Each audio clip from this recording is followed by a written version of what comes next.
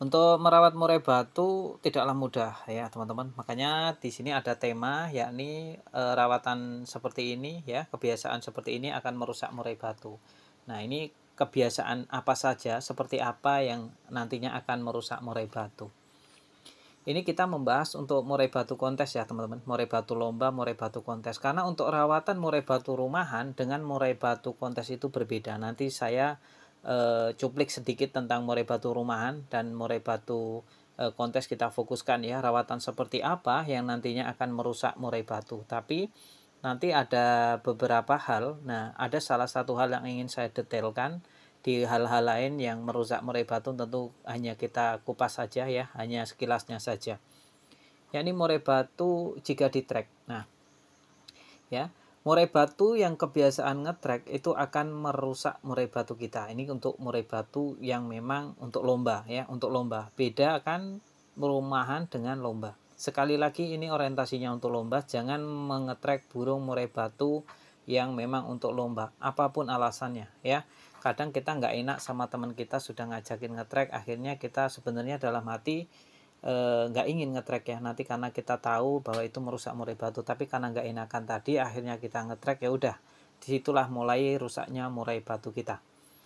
Kecuali teman-teman bisa memastikan bahwa nggak apa-apa lah ngetrek sesekali ini, sebulan sekali juga belum tentu, yang penting waktu dibatasin, tidak boleh lebih dari 10 menit. Kalau teman-teman bisa menjamin silahkan, tapi kalau tidak bisa menjamin kurang dari 10 menit mending jangan. Karena untuk ngetrek murai batu itu asik teman-teman ya, bisa lupa waktu, kadang kita bisa ngobrol sampai berjam-jam itu nggak kerasa. Kalau kita ketemu sama sehobi lagi ngetrek burungnya, terus apalagi kita ngopi, wah enak banget itu ya, enak banget, waktu pun terasa cepat. Tapi itu sebenarnya merusak murai batu kita. Banyak banget alasannya kenapa kita tidak boleh ngetrek. Nah, ini kita sekilas saja, nanti karena ini fokus ke hal-hal yang lainnya masih banyak sekali. Nanti kita ngejar durasi juga soalnya. Nah, lantas murai batu ini dalam penempatan ya, diablak ngelihat dengan murai batu lain ya. Nah, ini tidak bagus. Nah, untuk murai batu lomba tidak bagus. Itu bisa berdampak buruk untuk burung murai batu. Ya, nah alasannya mungkin di konten selanjutnya. Lantas apa saja? Yang ingin kita fokuskan adalah murai batu yang over lomba atau OL. Murai batu over lomba bisa berdampak buruk dalam jangka panjang untuk murai batu kita. Mungkin saat ini masih prestasi terus belum terkalahkan, ya masih terus-terusan, tapi nanti setelah mabung itu biasanya bermasalah, dan itu trouble yang tidak bisa disembuhkan kecuali dengan penangkaran. Nah, itu nanti ada babnya lagi ya. Jadi saya sarankan untuk teman-teman jangan sembarangan ya.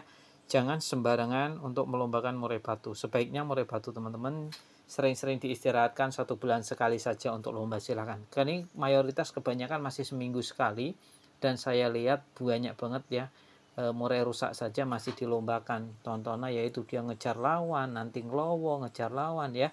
Nah, itu kurang bagus, atau hanya sebatas ngukluk. Wah, ini hal-hal yang sangat negatif sekali.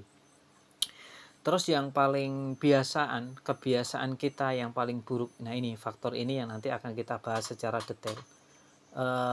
Biasanya pemula juga, karena belum begitu paham tentang murai batu dan belum mengenal karakternya, beda dengan senior-senior atau orang lawas, itu murai batu dipancing-pancing. Jadi kita sebagai pemilik pemula itu kalau murai batunya bunyi di rumah itu seneng, malah seneng ya. Beda dengan mayoritas senior, kalau burungnya bunyi di rumah malah dia kurang suka. Biasanya dia lebih seneng kalau burung murai batunya itu di rumah diem. Nah, inilah bedanya senior ya sama yang pemula. Nah, itu juga saya juga pernah mengalaminya dulu waktu awal memelihara murai batu, itu pengennya bunyi. Akhirnya apa, kita pancing menggunakan suara murai batu lain. Nah, itu kan nanti burungnya langsung respon, dia bengok-bengok ya kan, bunyi dengan emosi dan tekanan. Nah, ternyata itu berakibat fatal untuk burung murai batu yang orientasinya untuk lomba. Nah, sekali lagi orientasinya untuk lomba, karena kalau untuk rumahan gua acar di rumah bagus teman-teman, apalagi bisa kayak MP3 ya, nggak mau diem, wah makin bagus. Nah, inilah bedanya. Kalau murai batu lomba nggak boleh di rumah, kalau bisa itu malah tunggal ya, manunggal, nggak ada burung murai batu lain, itu jauh lebih bagus. Nanti di lapangan dia kerjanya akan jauh lebih maksimal ya. Jadi kalau saya ditanya burung murai batu di rumah itu banyak sama solo sendirian itu bagusan mana? Saya jawab akan kerjanya maksimal jika murai batu itu di rumah hanya 1 ekor. Tapi kebanyakan para hobi kan pengennya nambah burung terus, apalagi burungnya satu bagus prestasi, pengennya nambah lagi. Ya kalau enggak durasi lombanya biar enggak ganggu yang pertama, tentu kita juga pengen punya banyak burung. Itu sudah pasti dan itu sudah naluri. Jadi kalau untuk satu rumah satu burung itu kecil sekali ya untuk penghobi, sangat kecil sekali. Biasanya satu rumah ya 3 burung. Nah itu kan nanti untuk lomba bisa gantian ya, meskipun dilihat dari kinerjanya tentu akan jauh lebih bagus yang satu burung murai batu satu rumah satu. Jadi dari pola perawatan lebih maksimal, dari burung murai batunya juga akan lebih maksimal, untuk tingkat faktor dan istirahatnya juga akan maksimal. Burung murai batu di rumah seharusnya itu jangan dipancing-pancing, apalagi menggunakan suara murai batu lain ya, MP3, dengan ditunjukkan terus burung murai batu kita respon terus ngeluarin materi dengan tekanan dan emosi. Wah ini sangat berisiko sekali untuk murai batunya.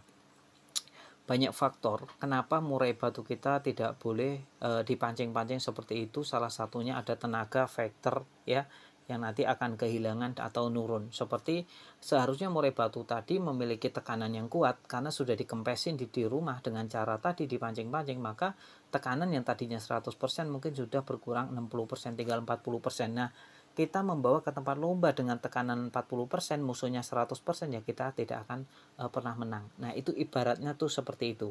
Jadi teman-teman, murai batunya mulai sekarang kalau memang pengen faktornya tinggi untuk lomba, stop, jangan dipancing-pancing ya, jangan dipancing-pancing. Kalau untuk orang yang tahu burung, bisa mengenal karakternya burung, malah dia lebih senang burung murai batunya di rumah itu diam. Ya kalau bunyi ya bunyi alami, tidak ada emosinya ya, bunyi hanya sekedar bunyi, tidak neken-neken gitu ya, apalagi sampai ngeplay ekornya. Waduh, nah ini bisa berdampak kurang bagus untuk burung murai batu. Nah itu kebiasaan-kebiasaan kita ya, yang terkadang untuk pemula ya itu tidak menyadarinya, karena yang dia sadari semakin gacor semakin bagus. Nah kuncinya di situ. Padahal kalau untuk murai batu lomba atau murai batu kontes di rumah itu sebisa mungkin yang menjadi juara itu sudah ditentukan biasanya dari rawatan. Dalam artian di rumah bisa ngempet dengan settingan tinggi, di lapangan diharapkan langsung bongkar materi kan gitu. Kalau di rumah udah keluar-keluar, di lapangan ya ngempos. Nah logikanya seperti itu ya teman-teman ya.